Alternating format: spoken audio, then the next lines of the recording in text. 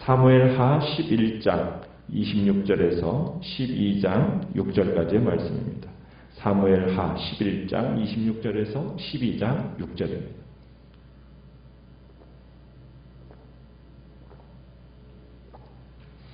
사무엘하 11장 26절입니다. 우리야의 아내는 그 남편 우리야가 죽었음을 듣고 그의 남편을 위하여 소리내어 우니라.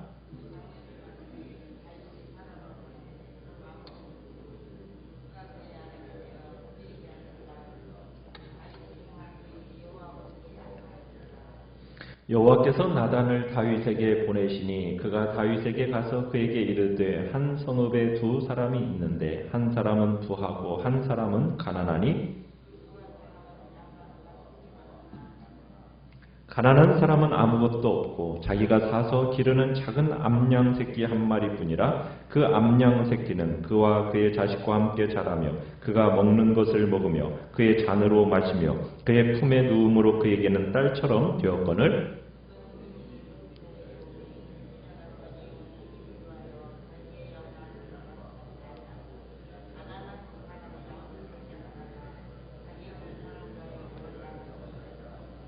다윗이 그 사람으로 말미암아 노하여 나단에게 이르되 여호와의 살아계심을 두고 맹세하노니 이 일을 행한 그 사람은 마땅히 죽을 자라. 그가 불쌍히 여기지 아니하고 이런 일을 행하였으니 그 양새끼를 4배나 갚아주어야 하리라 한지라. 아멘.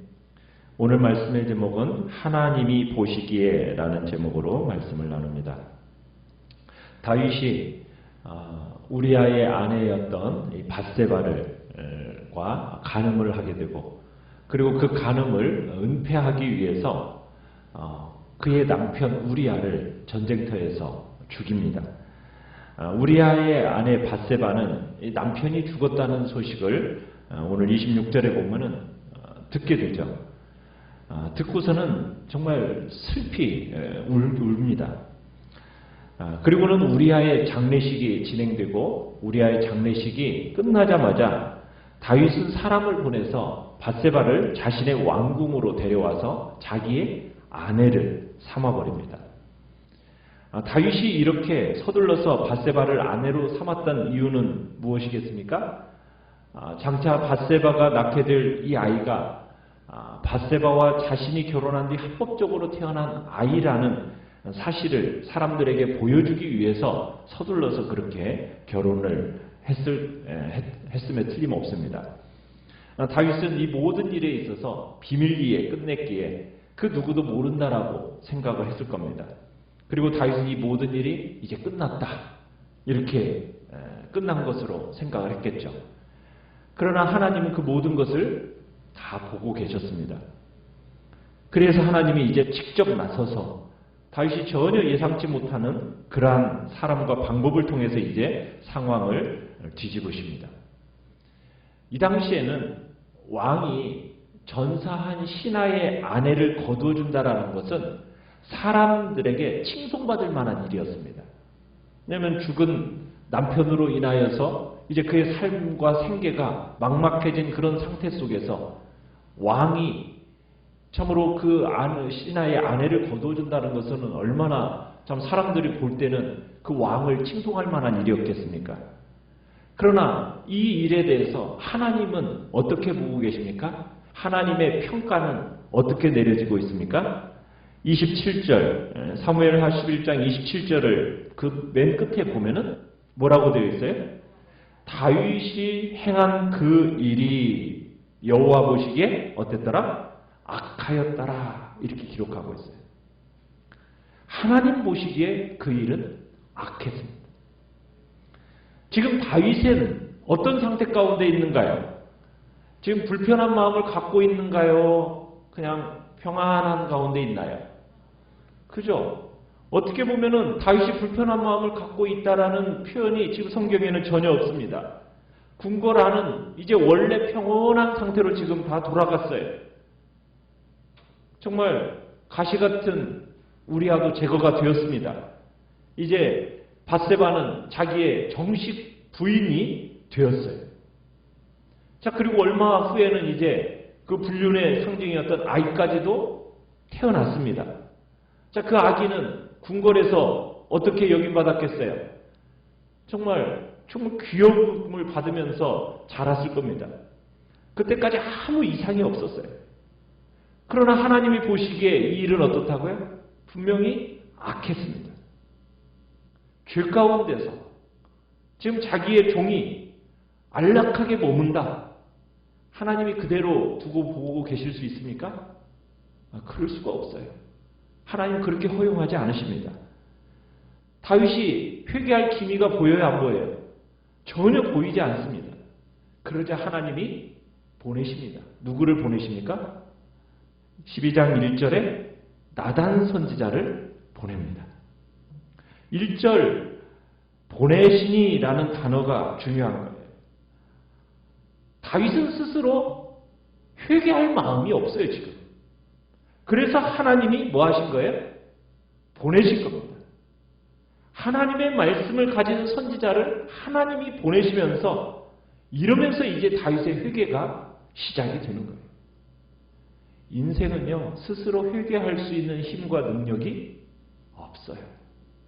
사람은 그런 존재입니다. 하나님이 회개하게 하시는 거죠. 어떻게 보면 하나님이 다윗의 인생의 주도권을 쥐고 계심을 우리가 볼 수 있습니다. 하나님께서 회개하게끔 이제 나단 선지자를 다윗에게 보내십니다. 자, 다윗에게 찾아온 나단 선지자, 그는 마치 다윗이 통치하고 있는 그 영토 내에서 있었던 사건처럼 꾸며서 이야기를 합니다. 그래서 하나의 비유를 다윗에게 들려주고 있는 겁니다. 내용은 어떻습니까? 아주 간단해요. 어느 마을에 두 사람이 살고 있었다라는 거예요. 한 사람은 아무것도 부족한 것이 없는 엄청난 부자였고, 한 사람은 재산이라고는 어린 암양 한 마리가 전부인 가난한 사람입니다. 부잣집에는 소떼와 양떼가 많아요. 가난한 사람은요, 어린 암양이 한 마리밖에 없어요. 그래서 이 암양을 어떻게 키웠다고요? 마치 자식을 키우듯이, 아끼듯이 애지중지 그렇게 키웠다는 거예요. 같이 먹고 같이 자고 정말 친딸처럼 보살폈다라고 얘기하고 있습니다. 여기서 보면 부자에 대해서는 딱 한 줄이에요. 딱 한 줄로 언급하고 넘어가는데, 가난한 사람을 묘사하는 데 있어서는 정말로 그 부자를 묘사하는 것보다 4배나 더 많은 양을 할애하면서 지금 이렇게 기록하고 있어요. 그런데 어느 날 그 부잣집에 손님이 찾아오게 됩니다.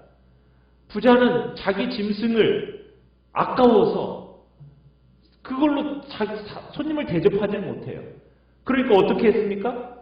가난한 농부가 애지중지 키우는 그 한 마리의 양을 빼앗아다가 손님을 대접합니다.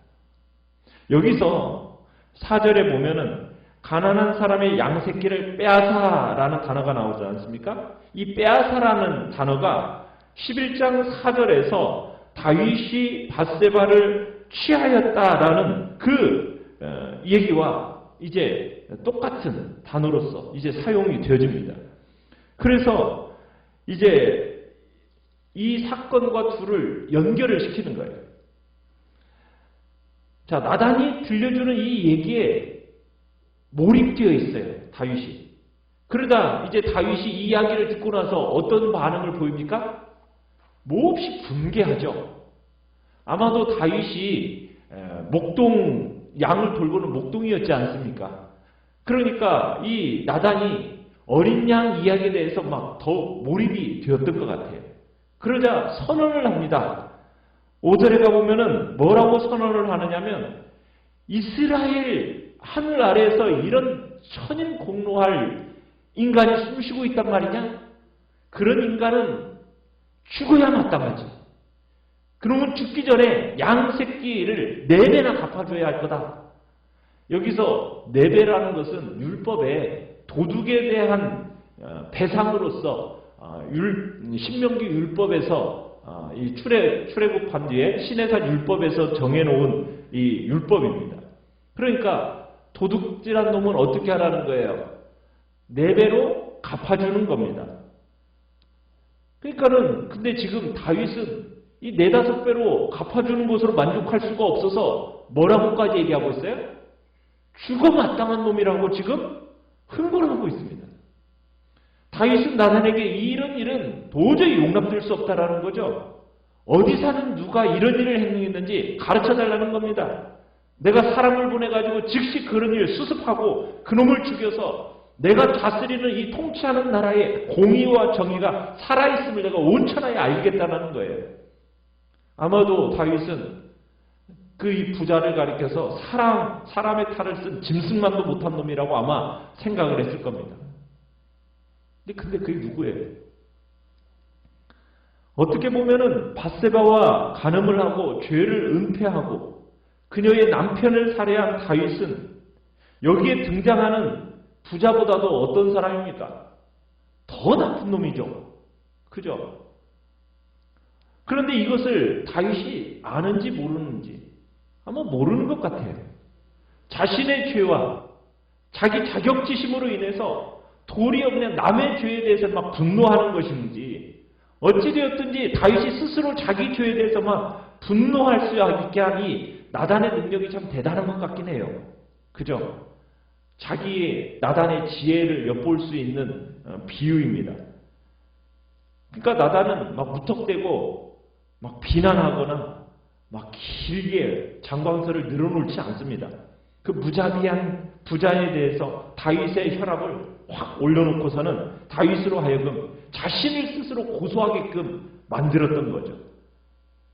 참 나단의 참 지혜의 모습을 보게 되는 거예요. 막 직접 막 부딪혀서 하는 것보다는 죄인으로 하여금 자신이 저지른 일이 어떤 일인지에 대해서 객관적으로 이렇게 볼 수 있도록 생각할 수 있도록 이렇게 기회를 주는 것은 참 나단의 지혜로움이다라는 것을 우리가 보게 됩니다. 참 우리 죄인들은요 자신이 저지른 죄에 대해서는 참 무관심합니다. 둔감해요. 사람이 자기의 들보를 못 봐요. 그리고 다른 사람의 티는 잘 봐요. 참 이게 우리 인간의 모습인 것 같아요. 하나님이 주시는 양심의 소리에 인간은 너무나도 쉽게 귀를 닫아버립니다. 다른 사람이 나를 아무리 손가락질 해도 그것에 대해서 크게 막 느끼지를 못해요. 그리고 특별하게 다른 사람이 나에 대해서 말하지 않으면요 우리는 그냥 아무런 문제도 없느냐 또 살아가는 것이 우리 인생의 모습이에요. 그러나 하나님은 우리의 겉모습만 보시는 게 아니죠. 하나님은 우리의 중심까지 보시는 분이십니다. 하나님 앞에 숨길 수 있는 죄가 있어요? 없습니다. 하나님께서는 지금 다윗이 저지른 죄에 대해서 침묵하셨어요. 그러나 하나님의 침묵이 하나님의 부재일까요? 그건 아니죠. 그 오늘 본문이 가르쳐주는 내용이에요. 하나님이 다 보고 계셨다는 거예요. 하나님의 그 눈이 인생을 통촉하시고 그의 안목이 우리 인생을 다 감찰하고 계시는 겁니다. 그 악이 어떻게 보면 진행되어지는 동안 하나님은 가만히 계셨어요. 마치 그 악이 막 성공적인 진로를 향해서 막 달려가는 것처럼 보인다고 해서 하나님이 주시하지 않는 것일까요? 그건 아닙니다. 거기에는 우리가 알 수 없는 풀리지 않는 어떤 미스테리한 부분이 있긴 합니다. 많은 불의함이 그렇듯이 악은 하나님이 계시지 않는 듯이 아무런 방해도 받지 않고 지금 순조롭게 다 진행이 되어져 가요. 그러나 분명히 하나님은 말씀하시는 거예요. 여호와 보시기에 어땠더라? 악하였다. 하나님은 보십니다. 하나님은 그 불의를 미워하실 뿐만 아니라 하나님은 그리고 그 불의에 대해서 반드시 심판하십니다. 단 한 가지 우리가 분명한 사실은 하나님이 침묵하신다고 해서 하나님이 눈까지 감고 계신 것은 아니다라는 것을 우리가 기억해야 됩니다. 우리는 하나님의 시각으로 우리 자신을 자꾸 볼 수 있어야 됩니다. 그러려면은 우리가 어떻게 해야 됩니까? 여러분, 죄의 상태에 오래 머무르게 되면 어떤 일이 일어나냐면 영적 생명은 질식되어져서 마치 죽음과도 같은 영적 침체에 빠지고 말아요. 그렇기 때문에 하나님 앞에서 우리는 끊임없이 우리의 행위를 정기적으로 돌아봐야 됩니다. 하나님의 시각으로 우리를 재조명해야 돼요. 그래서 우리가 하나님의 말씀 앞에 우리를 끊임없이 어떻게 해야 돼요? 우리 자신들을 벌거벗은 모습으로 주님 앞에, 그 말씀 앞에 우리를 자꾸 조명하는 그런 일을 해야 됩니다.